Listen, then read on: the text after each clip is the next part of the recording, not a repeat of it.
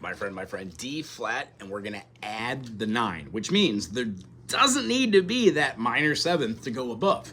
When we have a triad, 1, 3, 5, whenever we have an extended chord, we generally throw in 2 notes.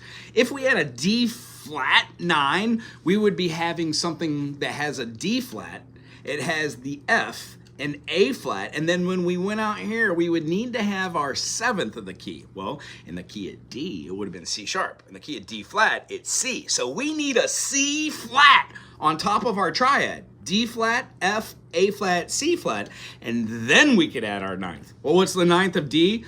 D, E. Cool, it's gonna be our E. In the key of D flat, it's an E flat because there are 5 flats in the key of D flat.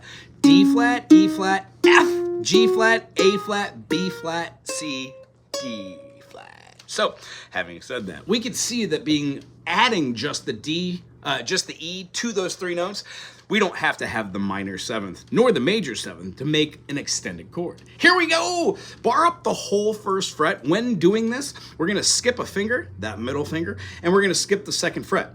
Play your 3rd finger on the C string, and then put your pinky up top on the A string at the 4th fret. Gorgeous. This is probably one of my favorite chords.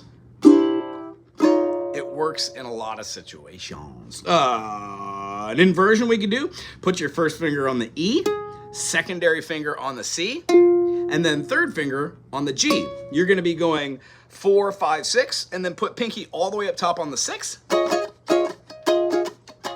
That's gonna be another wonderful way to play this inversion. So, the way I learn these inversions is I will play the first one and hum.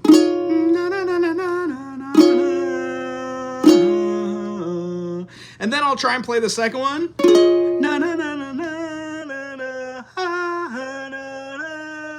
And try to come up with silly little melodies over the top of hearing these chords. The reason why I do this, it helps me to kind of establish one tonality with the chord I'm playing so I can get in tune with it. But then again, making up melodies is fun, and the more you do it, the more melodies pop into your head. So, the more creative you are with learning, the more creative you will be with writing. To play the last kind of inversion for the D flat add 9, go up to the 8th fret, bar the whole thing-a-ding-ding, and then play your middle finger at the E at the 9th fret. Now, what I'm about to explain to you for these is try to play with all of your different fingerings.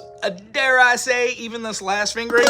The more you play with different fingerings, the more you will come up with different ways that feel good to play these different chords. And remember, you could always subscribe to B.